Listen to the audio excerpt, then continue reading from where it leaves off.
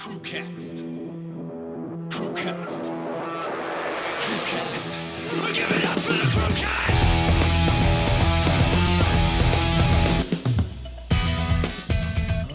Alrighty. Ooh, it feels weird to be back in here. Wait, is that because we weren't here last time, were we? No, we're at one. We've missed a bit, and it's a little bit later than normal. It's a Sunday night for us now, isn't it? Quite nice. A bit of normality for me. Because I'm a dad. How does it feel? It's fucking surreal. Yeah. Can we just get one thing out of the way, though? Yeah. Right?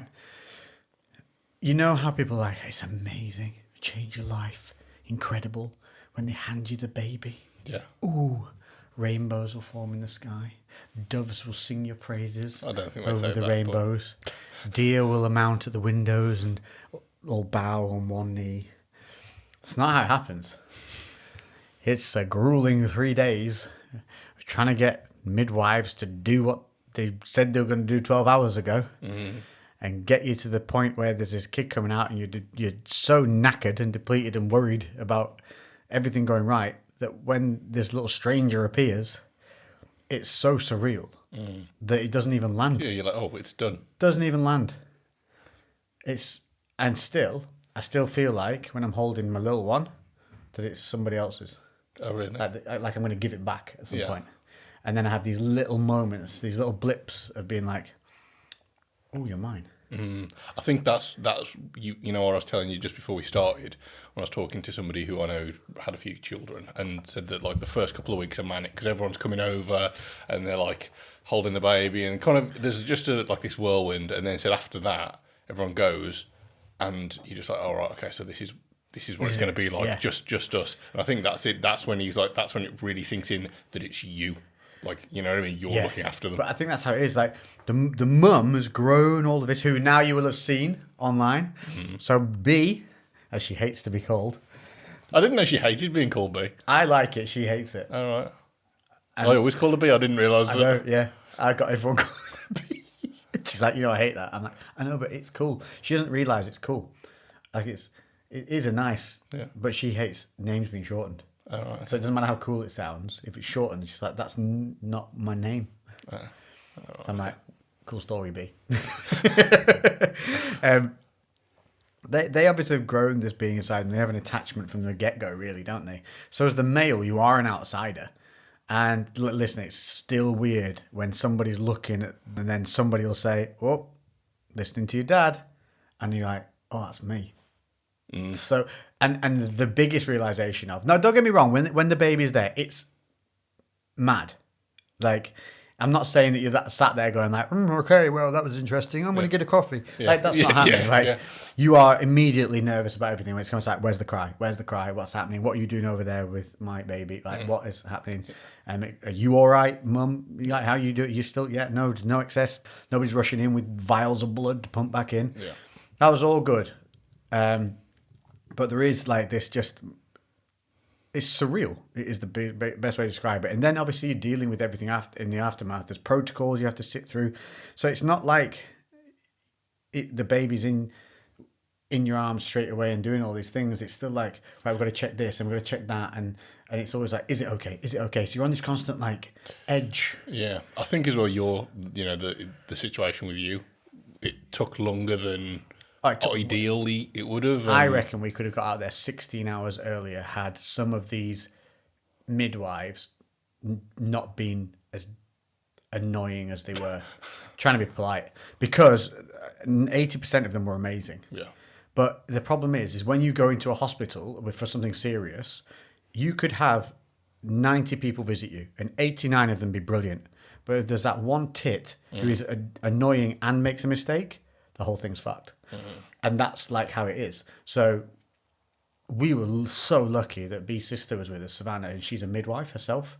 So she was able to challenge him on everything. And even with her in our holster, because I'd just be like, loader, draw, fire, off you go, Savannah. Yeah. And I just sit at the back like, yeah. Yeah, what she said. Like, yeah, but she's a 1.5 and an LVE. We can go in with the hook thing. I'm like, yeah. Yeah, just the hype man in the background. Yeah, just hyping it. Yeah. Oh, you've been owned. Yeah, it was still, there was points where you could see, like the midwife would actually came in one morning and went against the doctor's instructions that were given to her from the night before. Like complete, like not even a little bit. I mean, literally flip the script. And that's when, and I had to go home that night. So when I went back, I got text that morning from B saying she wants to do this. And I was like, fuck that, I'm on my way. I'm already on my way. So the moment I got there, we shut her down hard because Savannah came in with me, behind her. And even with pushing her and showing her she's wrong and stuffing it in her face, she then took issue with that and deliberately held us up from going and having waters broken. Deliberately, because she said that, like, there was a wait to get up there, and we went up to where she needed to go to delivery suites, and there was nobody there. Yeah. Nobody in any of them. They were dead quiet. So this woman's just been a bitch. So you will be getting a complaint against you. So well done you. Yeah. Needless bullshit coming your way that we will not let go because I'm petty. Fair enough. I am when it involves somebody like somebody's health and well-being over your ego. Like, if you don't like your job, fuck off. If you don't like having mistakes pointed out to you, then go work at Tesco, where it doesn't matter if you make one. But when you're in a situation where literally, like, if we'd have done what she wanted, we would have needed a C-section. Yeah. And as it is, she gave birth naturally with 0 complication. Yeah. Yeah, it definitely would have led to... It's a huge difference. Surgery versus what your body's meant to do. Yeah, and also the after effects of the C-section. Oh, yeah, well, you're incapacitated. Yeah, but as it is, there was though. also some lovely, lovely people on there who couldn't have been better. And when there was a problem, the people that came in to deal with the problem were swift, quick, and to the fucking point. But some of the problems were caused by the midwife's ineptness. I think when doctors are super efficient, it can be scary though, can't it? Because you're like, how serious is it? But they're just being efficient. Yeah. But you're just like, oh, this is like it in the films where they're just like they're running in as a team and then they do. They're coming in like a pack of 5, and they're just off on both sides, and tubing's going up, and IVs are going on, and they're just like they're just saying stuff to each other, like put it in the line 5 with an all fun, like, yep, go in, I'm in, go, and like that. Holy shit, it's like watching the Formula 1 team change tyres. Yeah. And then they're out. Box. Like, yeah, baby box, yeah. Keep it out of the box. That's where the baby's coming from. And then, it's like in, and then they're gone. And then you're left back with this plonker that caused it. And you're looking at it like, see, dickhead, we told you. Yeah. And then luckily, even though it did take longer, because it took longer, the shift change happened and we got nice people back on. So for the actual delivery, we had a really lovely little crew. Good. Yeah. And they were great. So then it's just been in a mass of people coming down. So how long have you had just on your own? We haven't. Not at all. Oh, no, of course, no, you haven't. Because we were in the hospital for another 2 days afterwards. With 0, so we had 0 sleep for like 4 days. Like full on, we were delusional. There was one point where I got up to walk and my body went nope. I just wobbled in spot. It just went. I was like, when there's a glitch in a game. Yeah. It's like no. Yeah, just on the spot, body moving, legs sticking still, just stuck behind that invisible rock, trying to get out. Yeah, looking like you're a Mortal Kombat character selection, and you're just like pick your character. That was what it was like. And I literally had to put myself down on this like cot that they had out for me. Yeah, and then. If you watch my Instagram stories, you know we had to go back in then. So we were literally home for a day, then had to go back in for another day and a half because of jaundice. And that wasn't anybody's fault. I don't think that I haven't worked out that it is yet anyway. And so, but so when we went back in for the jaundice, everybody who we saw for that whole section was brilliant. Like they were super, like really, really good. Like so you have when you go in, there's lots of nurses and midwives and stuff like that. And they're all color coded. Now we color code our humans, so your greens in there, they're like your change your bed sheets, get your food, make sure you're all right. They're basically patient care. Yeah. So that's like just the housekeeping. Yeah, making sure you're patient. okay. Yeah, not necessarily medical help. No, but they are trained in things like cup feeding the babies, caring for the babies, burping the babies, all that kind of stuff. So they can be hands on. Some of them, I don't know if all of them can. Then you go blue for the midwives. And then there should be another colour for doctors, but the doctors we saw were kind of kicking it and wearing whatever they felt like. So one came in kitten scrubs, and bits. Yeah, another one came in the deep blue or whatever. I think they had like a different blue or something, or maybe purple. But they're all lovely, and there wasn't a dot in that time. Baby had to be under a blue light for up to like 16 hours. Now, baby won't go to sleep in the incubator. They're all like, oh, they'll love it in there. It's 33 degrees, heated mattress. Lovely blue light. They'll settle down. They'll just sleep through it. Just take them out to feed. We're like, yeah, cool story, bro. No. We had to literally hold baby's hand on both, because there's little like flaps you can open on the incubator and put your hand in. Only time that baby would not kick, scream, and do everything was if we're holding one hand either side of this bloody incubator, which we had to do for over 8 hours. No sleep all through the night to try and get it. And what did when we went in first, I'm having to not say the baby's gender. This is really hard. We've done a couple of retakes because obviously the reveal video is not out yet. But from next week, we'll be able to say what the hell we want. Anyway, so when baby came in, it sounds like I'm talking like an old creepy bloke talking about their young new wife, isn't it? This is my baby. When baby came and found me, I loved it from the start. You sound like fucking Hobson from Paradise PD. So you come in and you do this blue light thing, and that helps break down the bilirubin in the blood, which is not a country western singer. Yeah. When you were mentioning Billy Rubin, I was just like, I Billy think I know a few of the songs. Yeah. So she had too much bilirubin. Can we not like counterbalance it with a bit of, I don't know, like Iron Maiden or something? I don't know. Is it not? No. Yeah. Is that not how it works? There's like no bilirubin. So because baby's bilirubins had spiked, like they'd had a bit of a Mexican wave in the audience, and they'd all got going. Had to go under blue light, but they could double the power of the blue light. So there's like two switches. There's on and then there's on twice. Okay. That's technical terms. Yeah. Yeah. So they don't think they believed at one point that the baby would not stay in the fucking incubator without screaming. Yeah. Like I think they thought we were being pathetic parents and we were crying about nothing. So this one doctor tried to come in with a bit of an attitude to be like, this has to happen. We're like, we fucking know. What part of us having zero sleep for the last 8 hours makes you think we're making this shit up? Do you think I want to be lying down having a nice nap right now with a baby in a blue incubator? Yeah. Fuck yes. Or no, is it 4 a.m. and I sat here staring at you, bloodshot eyes, wobbling a little bit? What party thinks we're lying here? Yeah. So when she came in and tried to give it back, you have to stand your ground with them a little bit. And so we had to work out, end up being in a blue light blanket, which they have, but then they get too hot in that, so you got to be really careful. And then they don't tell each other to do things. So one came in and said, well, leave the sides open. And you're like, that makes sense, because the blue lights are it's like a PVC sandwich, and the blue lights are in the PVC with a bit of cloth over it. And the lights are in the top and the bottom. So sides can be open. Doesn't really make a difference. Still getting blue light. Then the morning one came in and went, oh, no, it can't be like that. It won't work. And I'm like, it absolutely does work like that. It's blue light. It's not heat therapy. Yeah. And she's like, so we've left the sides open to stop the baby cooking in the PVC. Like, let me wrap you in PVC and see how unsweaty you get. Yeah.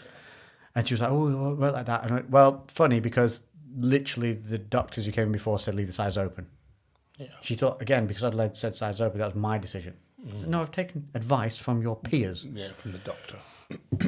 And so we were trying to get, and then I thought you said that this was a perfectly good experience. You're making it not sound that good. Oh yeah, no. She was the only one that came in to challenge it, and then the other woman hadn't been updated by the other staff members, so that wasn't her fault. And she did think, because she was a midwife, she thought the blanket had to be shut. Right. Because not all the midwives are going to be as medically trained up as others. No, some make the effort to go and study more, look more deeply into certain practices. Certain areas of specialty. They'll all specialise, yeah. So she obviously thought, which makes sense because it is a closed blanket, it has to be closed, but it doesn't. And so the moment she figured out that I wasn't lying, she was like, okay, yeah, cool. But then it was coming to the 12-hour blocks they measure in as well. So imagine going in and going, oh, we'll check in 12 hours. You're like, fuck. So there's nothing. I'm like, and it's already, I've gone in at 6 p.m. So I know I'm up till 6 a.m. now because I'm not sleeping to making sure this little one gets the light they need.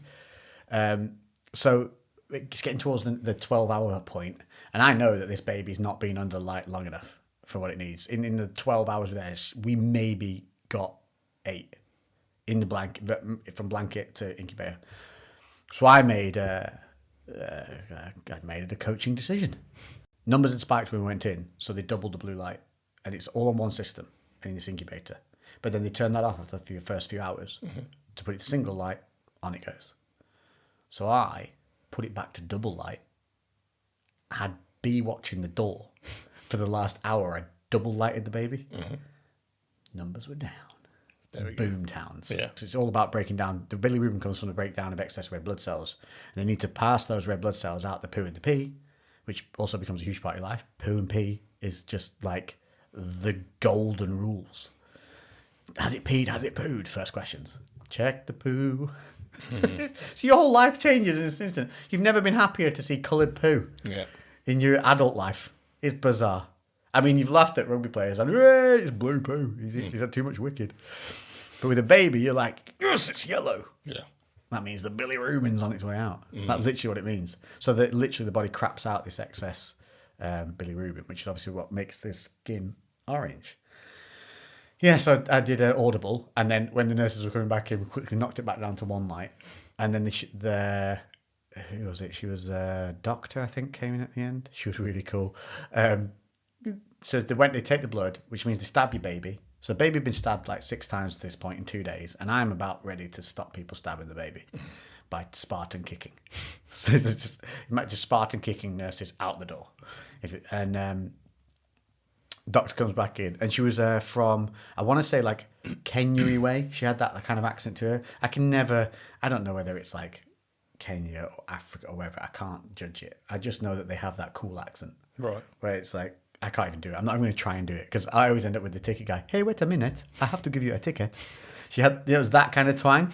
So she came back in and she was going, you know how you say hard work pays off? But as she came in, she did this like shoulder shimmy because obviously we looked like fucking zombies, like fully done.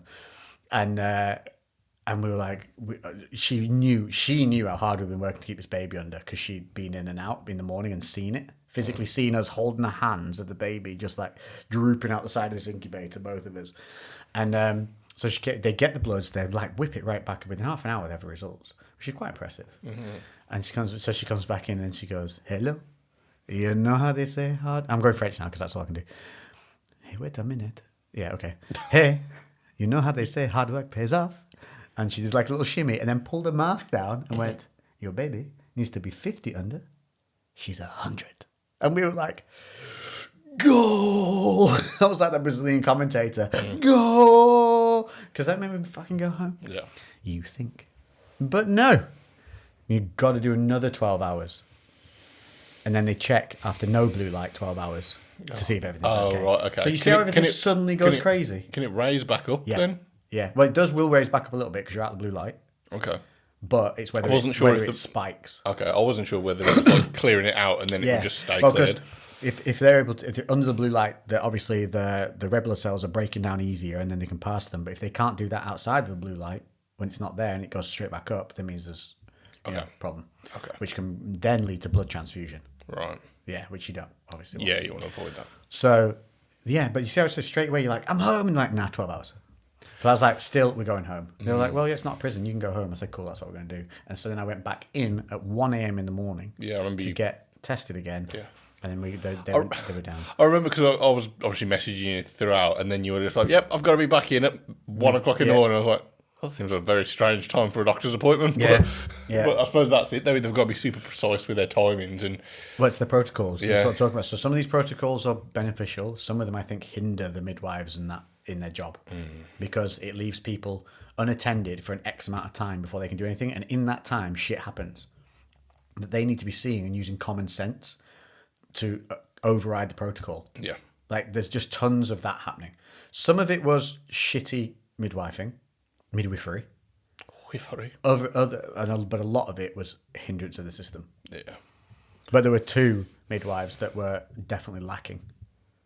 Definitely. And will be getting complaints against because one caused an infection and the other one caused a 16-hour unnecessary delay just from ego. And we had a midwife with us who's going to be able to label everything they did wrong too, very specifically. Oops. Yeah. But if they're doing that to one, they're doing it to many. Yeah, that's it. And I'm wondering if it's just like, well, you said they weren't even that busy there. If all the birthing suites were empty, because I was thinking, okay, maybe there's going to be mistakes if they're overworked and they're, you know what I mean, they're literally running from one to another, and maybe they're mixing things up and they're like, oh, I thought it was that person, but if they weren't even. The only thing that could have happened is that like sometimes they will stall people going up to delivery if they have like waiting in the wings, like maybe someone who's having twins and somebody else having complications. Yeah. They might leave a window of where they expect something might happen, where they might need to rush those lot up into delivery, and that will then take up all the rooms. But from what we saw on the wards, that was not happening. So yeah, there were just there's a lot of and I've never really been in hospitals other than to have my bicep reattached. So it's a bit of a shocker that the time I've had to go in, there was a couple of real problems that, had we not been on the ball as we were, could have led to much more severe issues. Bearing in mind 80% of them did their job. Yeah. But this small other percentage that didn't makes everyone else look bad in their results and whatever, and there will be complaints going. But I did do my best to fill in nice forms. Yeah.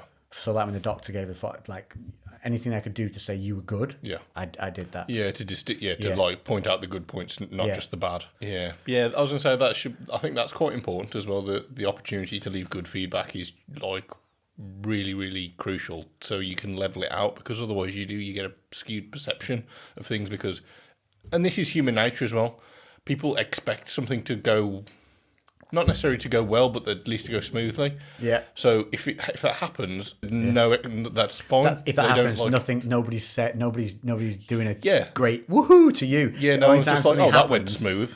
Yeah. I'll let you know that. The only time something is instigated if it's a negative. It is a bad thing, that. I try to, maybe I'm not the best at it, but I do try to make a conscious effort with the staff, even if something just goes as planned, because obviously we always hope to get very good results, to still point that out and just like, well done, did a really good job with that one, even if that is just following procedure. Yeah. And like, I don't always do it. I try to, but it does require like a real conscious effort. Yeah. Positive reinforcement. Yeah, for morale. What and you could do for your morale is like definitely, like you could do the American football butt slap on all your PTs when they do a good job. Like, good job.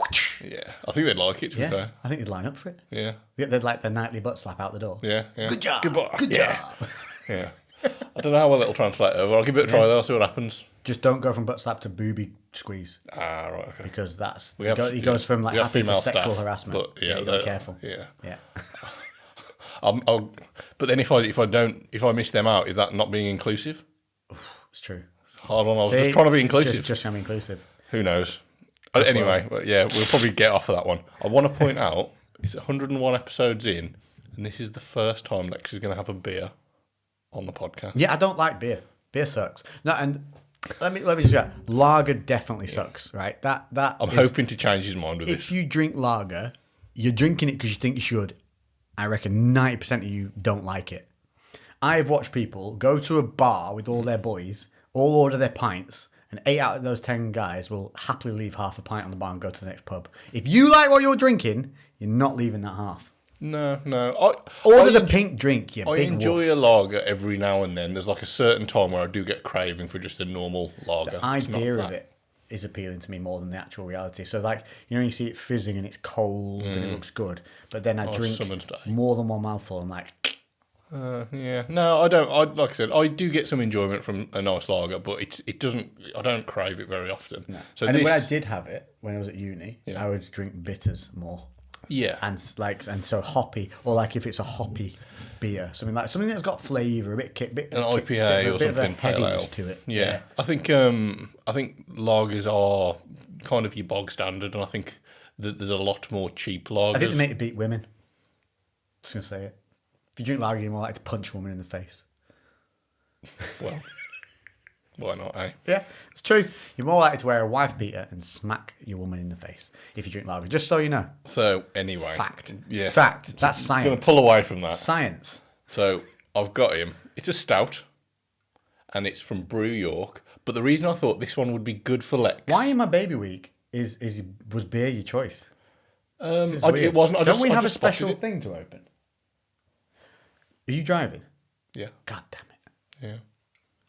I just spotted this and I saw it and I was like, there we go, that's a beer that Lex could have. It probably is. So go on, what is it? It's a black can for starters. It's a black can. It's a stout. It's 10.6% because I like strong Aren't stouts. They normally like 5 beers? 4 or 5. Right, yeah. So this is a Buffalo Trace tonka bean, vanilla, coconut, imperial milk stout. Imperial milk. Yes. What? It's quite a common thing. So Just put a bit of milk in your beer. it's how it's Sounds like a fake Guinness. it's how it's kind of brewed. So brewed and released just once a year. Each barrel-aged Empress Toncoco releases. So a Toncoco. Yeah, Toncoco, that's what they're called. Yeah, releases I've got a milky Toncoco. blends at least 12 months in a unique selection of barrels. So the Buffalo Trace bourbon was selected for its molasses and toffee sweetness, luxurious vanilla, and rich oak to add depth to an already deeply decadent beer. It's building itself up, mate. And we've got the appropriate octopus, copper, what would you call it? Tankard, kind of. A little bit. It's a Yeah. fake tankard. Fake tankard. So this is going to be the first can crack. Doesn't sound as good as a not- cork pop. No, cheeky pop. This is a can crack. Yeah, sounds like a Pepsi Max. Ooh, yeah. I feel like there should be a cooler way to open a beer Oh, than a can. You know, I feel like there should be. Oh, if they did the old ring pulls, I would buy a can of. Oh, I can smell that from here. I would buy more of these if they had the old ring pull on them, just out of the novelty. Why did we get rid of those? Because people are too lazy. No idea. Oh, it does smell very beery. I can smell the yeast.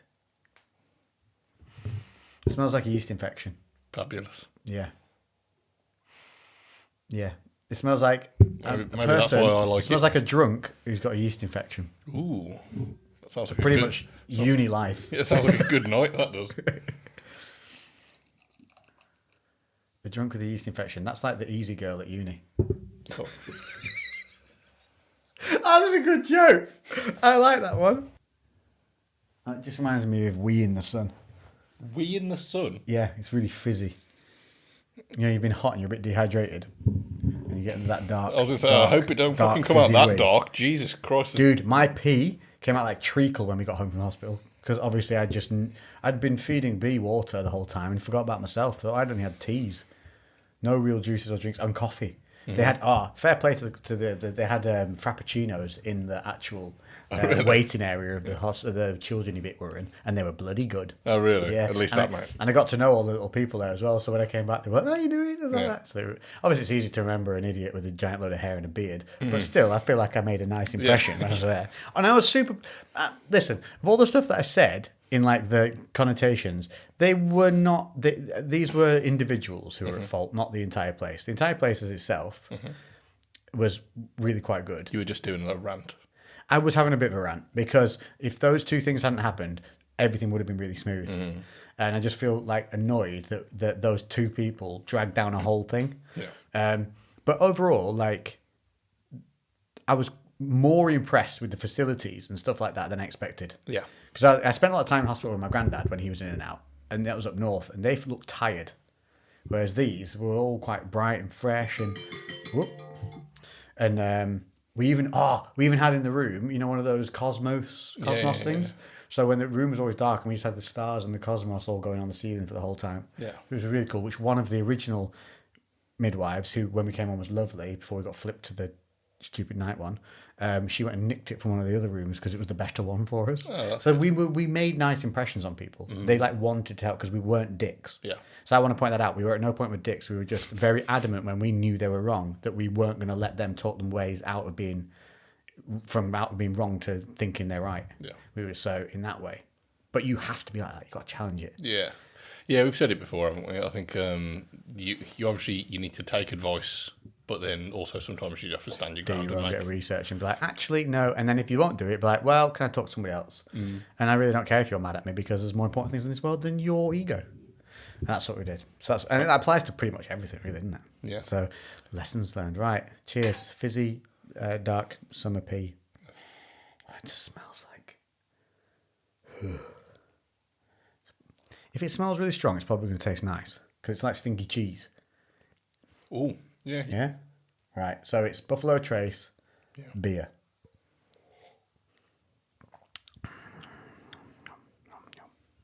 Oh, that's weird. Oh, you can taste the molasses. Yeah, yeah. It's quite nice. It's got a bit of sweetness to it. Brown sugar. Yeah.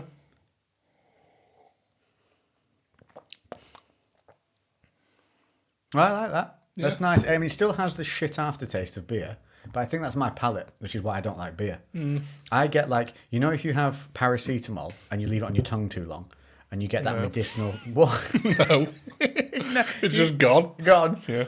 Okay, you know, if you put too many sweeteners in your tea, Yeah. Okay. and it just tastes like sweet, you can taste the chemical. Yeah, That's what I get on the back of my palate every bit with it, whatever beer you give me, other than Guinness. I feel like we are getting a bit of copperiness from the. What? Nah, surely not. Yeah, I can definitely taste a little bit of copperiness from that. And it's not real copper. I don't know. It's like a metallic taste that I'm getting from that a little bit. It's not much, but Hey, listen. Well, it just reminds me of me probably going to throw up later. Because that's what... I'm disappointed. I thought if anyone was going to convince you, I was like, this one might have a good chance. I But wouldn't drink it again. This isn't by no means my I'm going my to struggle to favourite. finish that. Well, I'll finish it for you, mate. Yeah. But that's because of the aftertaste. The aftertaste is overwhelming, so it builds with every sip. That's why I only like the first, like, neck of a beer. Yeah, the first, a few. Because after that, all I get is this taste. I don't know what it is. If anybody knows, let me know. If there's a way of counteracting it, I'd like to enjoy a nice cold beer, but nah. You getting the Buffalo Trace? You getting nothing? You know, I got the brown sugar. Yeah, I've got a little bit of that kind of subtle smokiness. Nothing too crazy. I try again. Try and let Right, it. Let me just. I'll get Treat it like a whiskey. University vomiting out your way. Don't even think about it. You're putting it into your mind. Waking up in the morning stinking of beer. Okay, here we go. Just same process.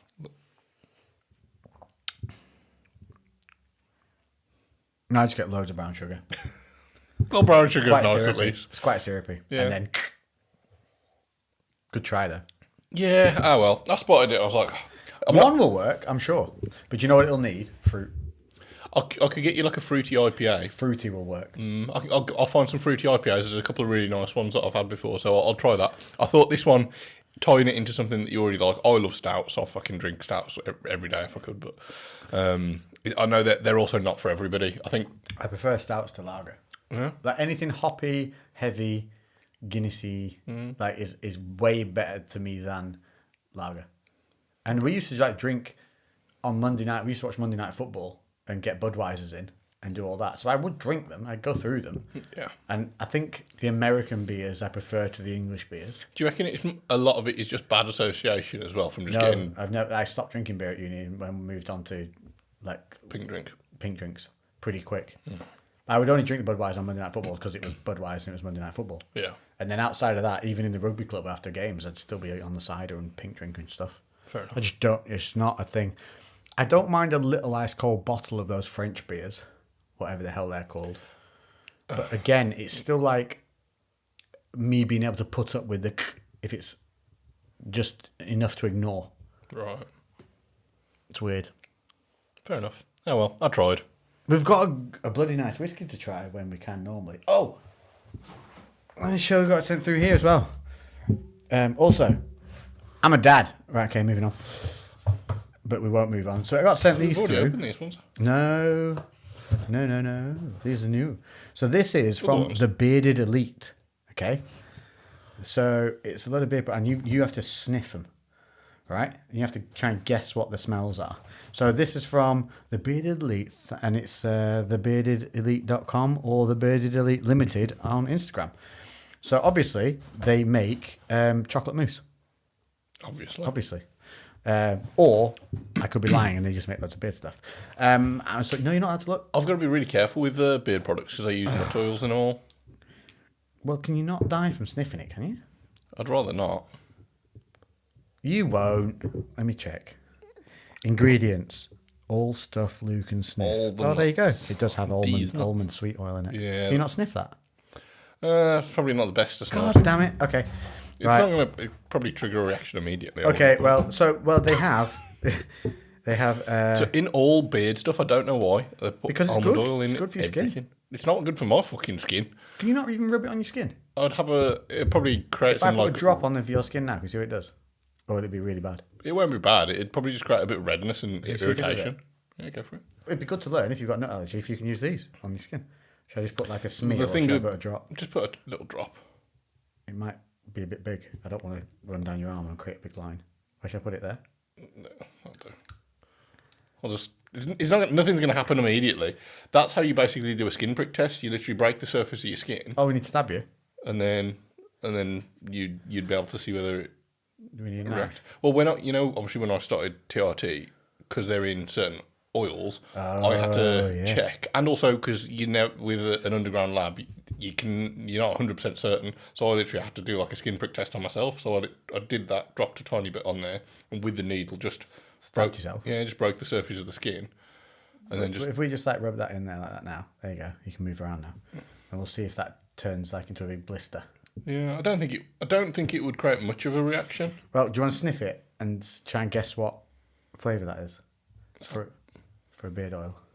Is that butterscotch? Ooh, no, but we're kind of close. It's a popular coffee flavouring.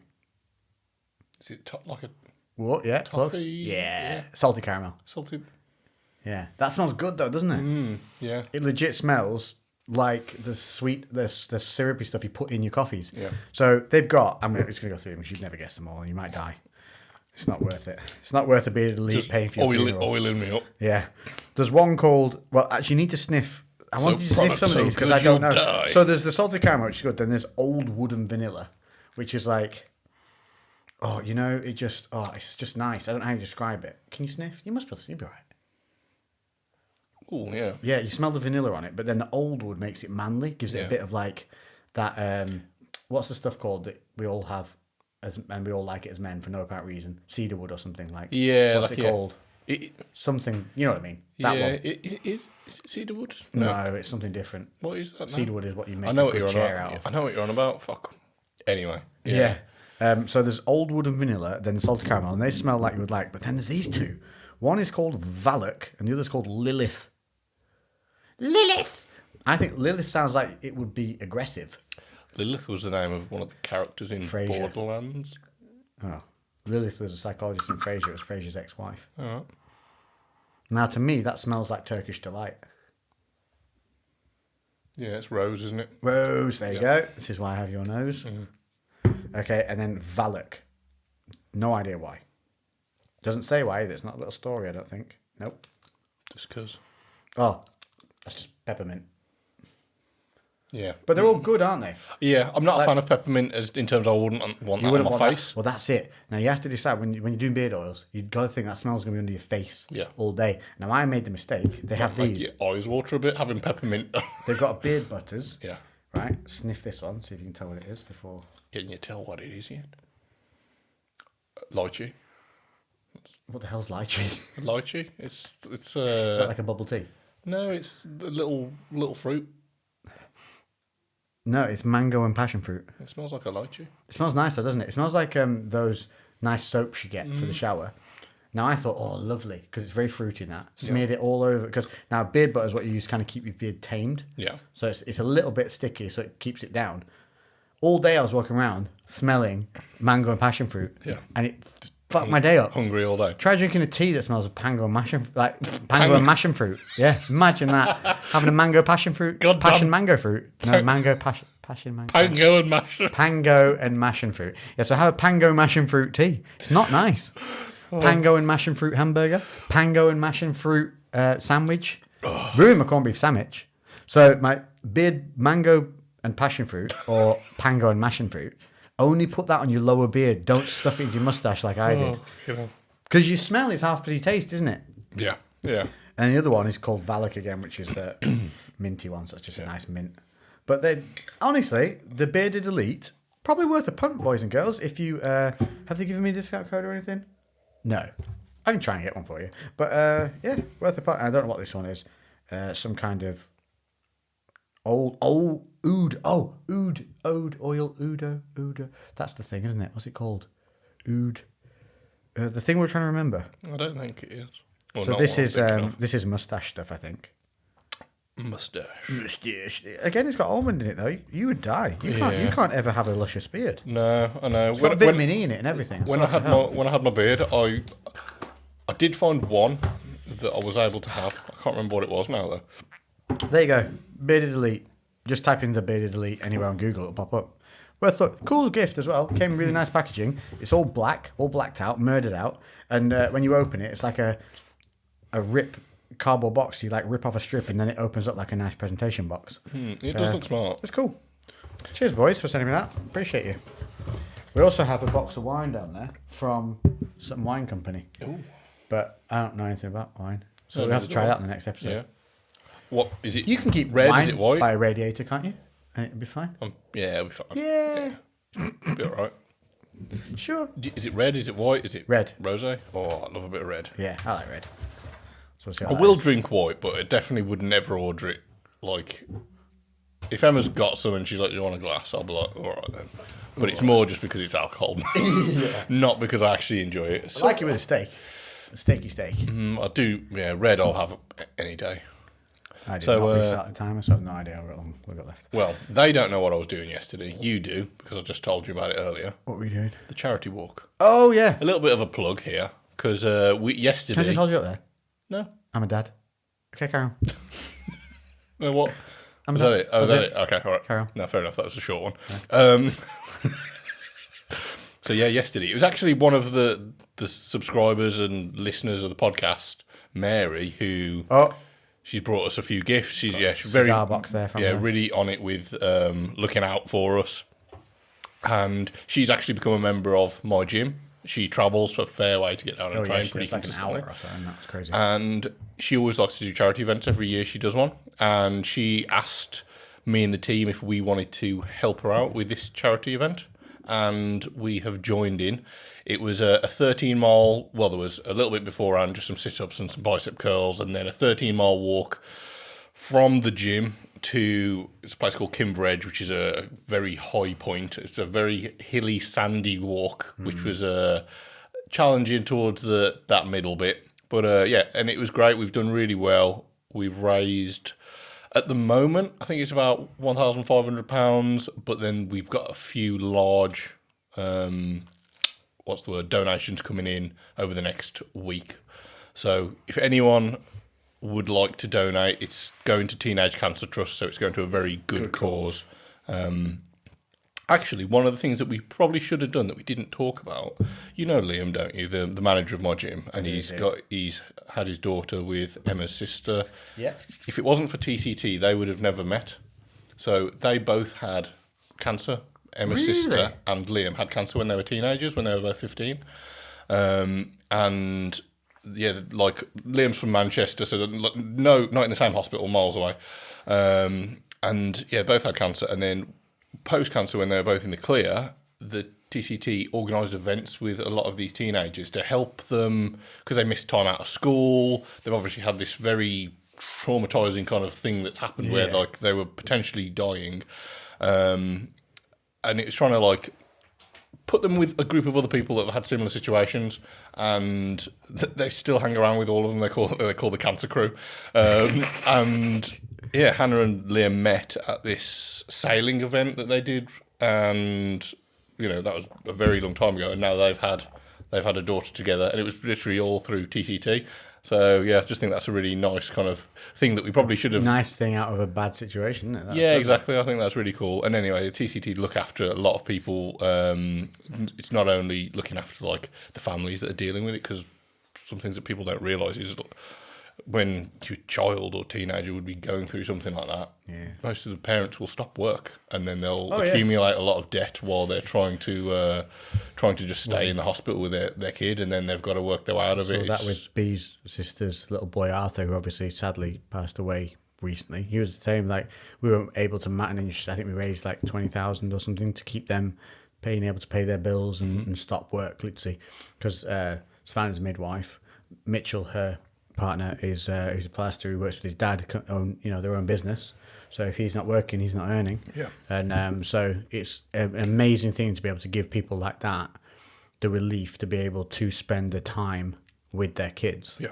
Like, because some are not lucky enough to come out the other side. Yeah. And then that time it's priceless, isn't it? So yeah, it was that was exactly what it was when Emma's sister had cancer, and her parents both took 6 months plus. If I don't remember exactly, Well, you would, off wouldn't you? work. You'd Yeah, do whatever you needed to.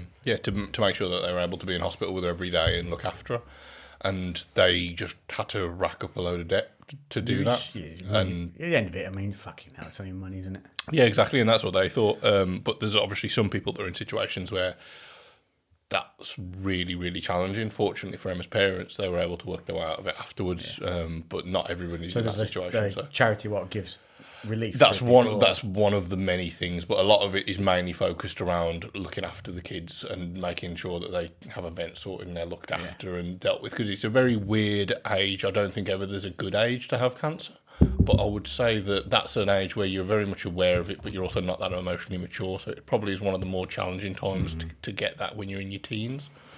So yeah.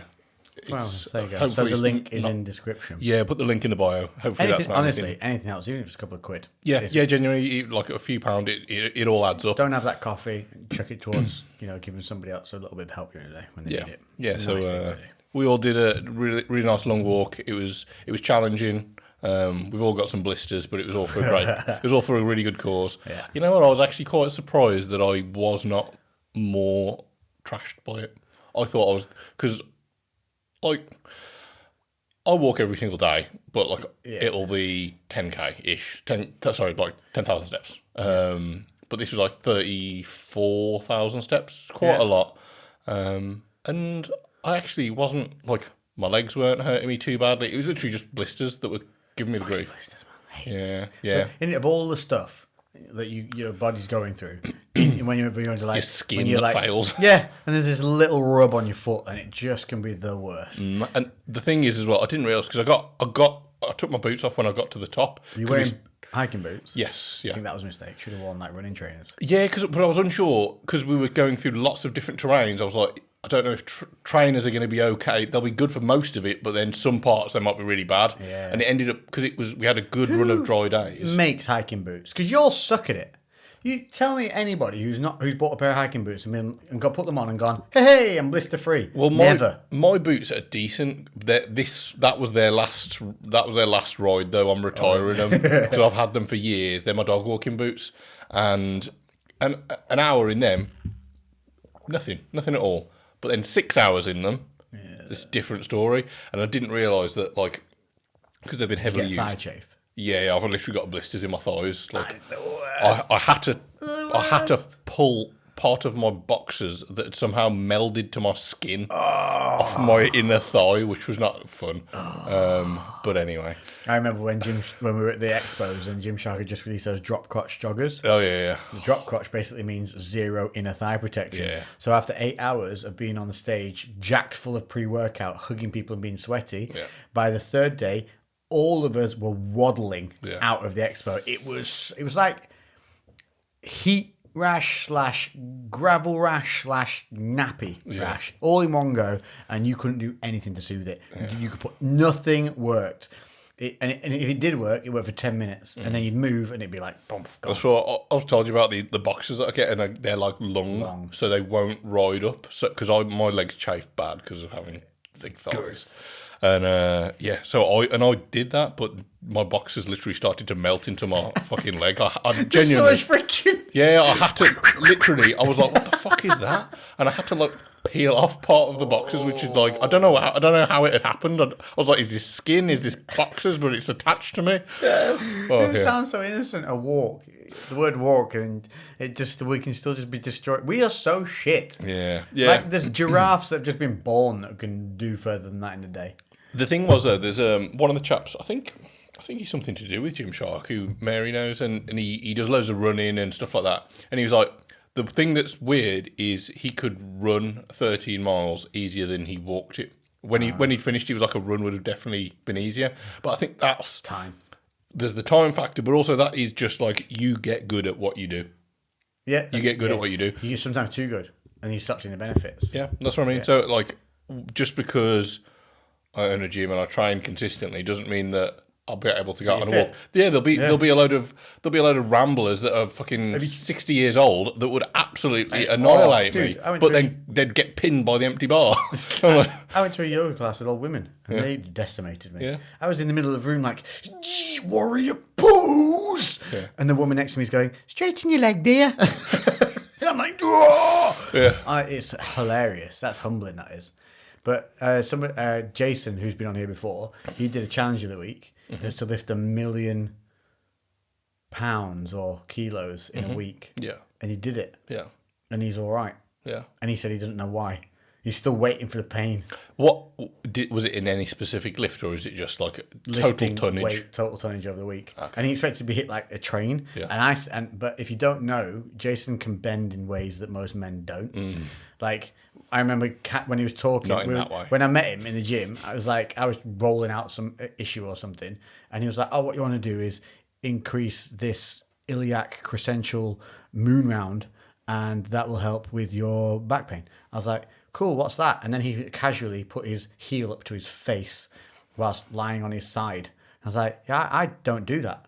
Humans don't do that. And he was like, oh, no, you can. It's called practice and stretching. I was like, oh, yeah, no, I don't do that. Yeah. And so I said, literally spoke to him today about it. And it's because you're bendy. Yeah. He was like, what? I said, because you're bendy. So that you can go do new shit, your body will bend.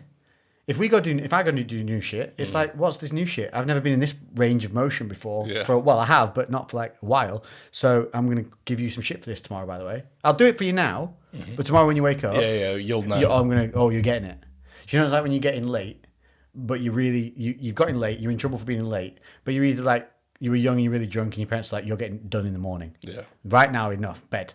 But morning, That's that's what we have. Yeah. Whereas he has hippie parents who just lolls in and they're like, yeah, and he wakes up in the morning like, how you doing? Have tomato juice, dude. Yeah. Yeah. Is tomato juice a hippie thing? I think so. I fucking love tomato juice. The only people who are going to blitz up tomatoes and drink them are hippies. Yeah, well, Surely you just nobody else buy is it from thinking the of that. fucking shop, right? Yeah, now, after the hippies discovered it. Do you reckon? Yeah. I can't imagine a time before tomato There's juice. no way that there's not some like woman in a large greenhouse in like the 1900s just walking through, brushing tomatoes with her hands as she walks, and just. I wish I could consume more of these without having to chew. Yeah, she's just like, oh my goodness of my wonder. Well, I wonder what happens if I drink them. You know what? Thinking about juice in general, who the fuck bothered? They were just like, you know what? I know, back in the day. Yeah, let's just make this into. Would you like let's a nice glass of orange juice? Yes, I would, sir. Jeffrey, would you go and pick 57 oranges for me, please? Yeah, like, why and, then how and who? squeeze the shit out of them for the next hour. Yeah, I don't know who thought of that. And then we got so cocky, we're like, well, I like that orange juice, but I don't want the bits. Jeffrey, You like get a pulp? sieve. Yeah, I love pulp. Me too. It's the best part of it. Yeah. I despise no pulp. It's Yeah. like, what's the point? I know. Emma doesn't like pulp. And then I'm just like, we'll buy pulp, I'll sieve it, and I'll add your pulp to mine. Yes! That was double pulp. Yeah. Oh, extra pulp. Double pulp me. Yeah. On a bonus, you can buy pulp and she won't touch it. Yeah, true. The pulp boundary. Or she could just sieve it out herself. We're making it more difficult. Yeah. She would do that. Yeah, are you a pulper or a non-pulper? That's a good one for this. I'm going to put that as a poll for the podcast. Yeah. It'll be in the Spotify poll. Yeah. Pulp or no pulp?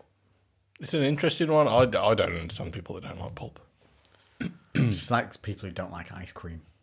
Yeah. Oh, talking about, when you came over for the last podcast, I had really good, like, there was a third ice cream. Can you remember? What? No, I didn't get ice cream.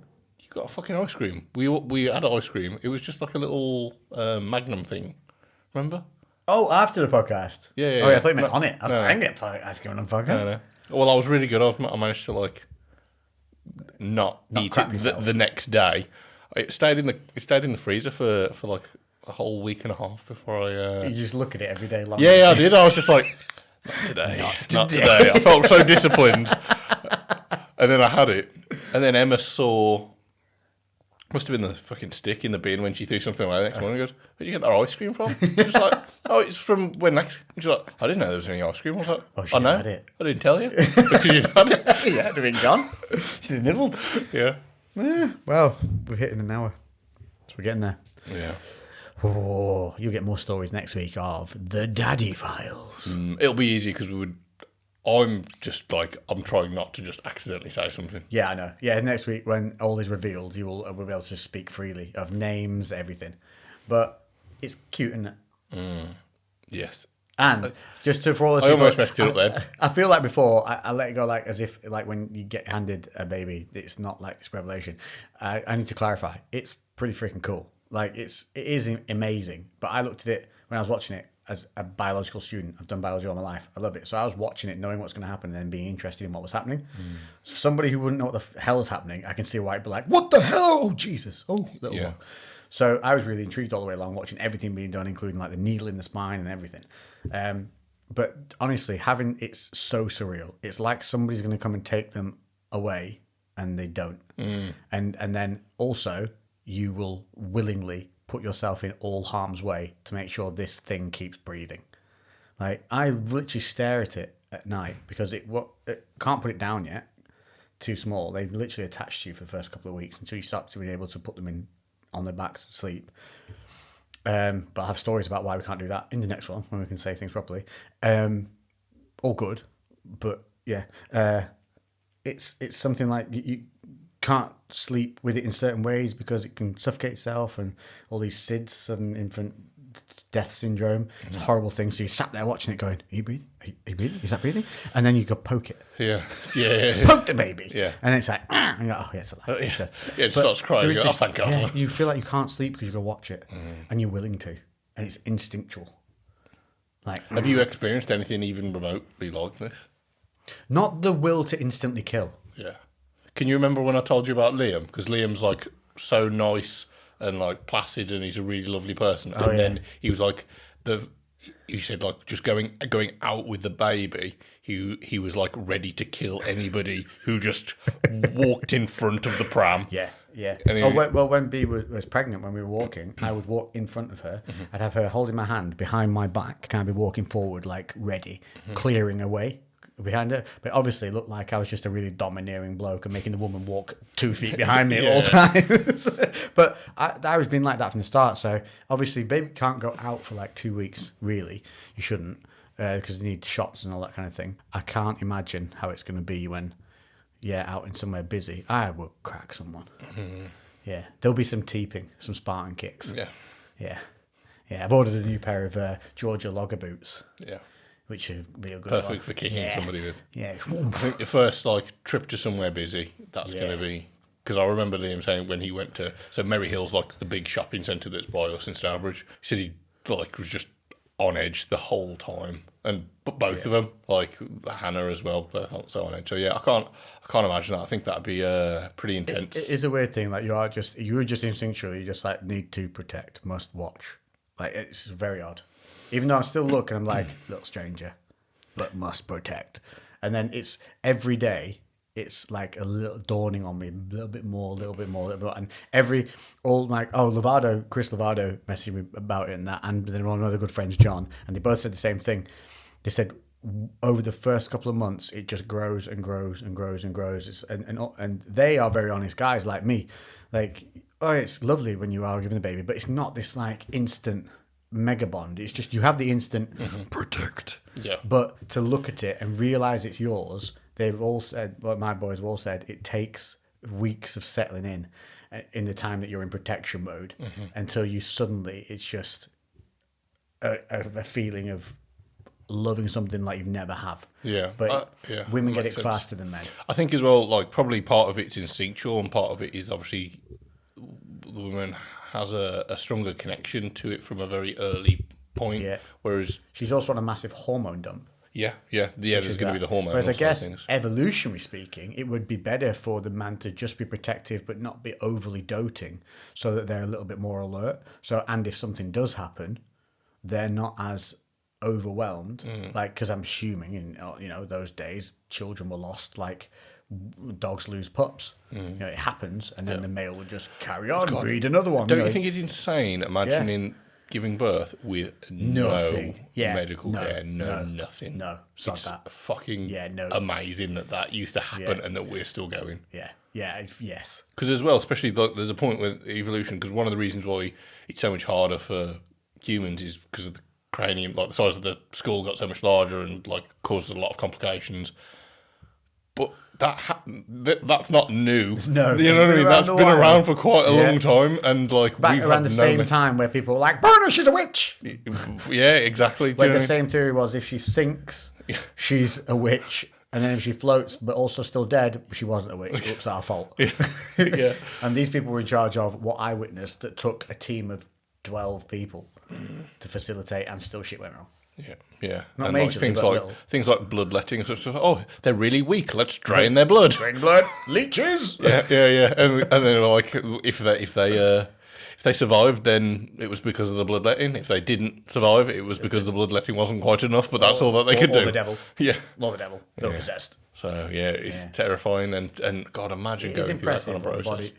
the female human body goes through there. Yeah, male body's rubbish in comparison. Oh, we'd be useless. We would be so moany that they'd shoot us before we gave birth. Yeah.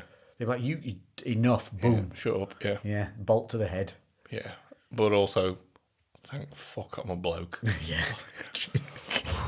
Fucking dodged a Team bullet D there. all the way. All I had to be was severely tired. Yeah, we get the good And a end little of bit creating the baby. Yeah. Not the Yeah. not so. We do have a lot of caring to do afterwards. Yeah. But in terms of the actual creation side of things, Yeah, we get the better deal. Yeah, definitely. Yeah. Pretty impressive though, whole thing. I'm Kinda happy surreal. for you, mate. I really am. It's a Colca. Super strong baby too, but I'll go into that more next week when I can just talk more freely. After you've seen the reveal and you can see all of the shenanigans. I'm looking forward to the vlog style content as well. Oh yeah, so that's what it's going to be. Yeah, it's vlogs. Vlogs are back. No, that'd be good. Got my new We said it lens. for a while, haven't we? That kind of stuff. That more. I think it's going to be easy for me to just create content as well. I think Get it out. I think you'll actually probably really enjoy that process of keeping it loose and not hyper focusing on just the bits and, Scripted stuff. the bits and pieces. I've got like 3 videos underway at the moment, so I'm doing all right. But yeah, sleep deprived joy. You'll Sleep get there. deprived joy. That's what it You'll is. get there. I cheered today when baby didn't have to go back in hospital because the jaundice meter laser thing was below everything. It stayed down. And I was like, yes, you're not stabbing my baby. And also, we're not going back to the hospital. Is there any more checks, or is that done now? That's pretty much it. Just kind of general monitoring. Make sure it's all right. I suppose you'd tell if the jaundice was creeping back in from skin colour. Yeah, right? basically, do they or do they not look like Peter Andre from the 1990s? Yeah. If yes, go hospital. If no, make a Because it either got jaundice or it is Peter Andre. Or it's yeah, unless you've got Peter Andre at your house. Nursing.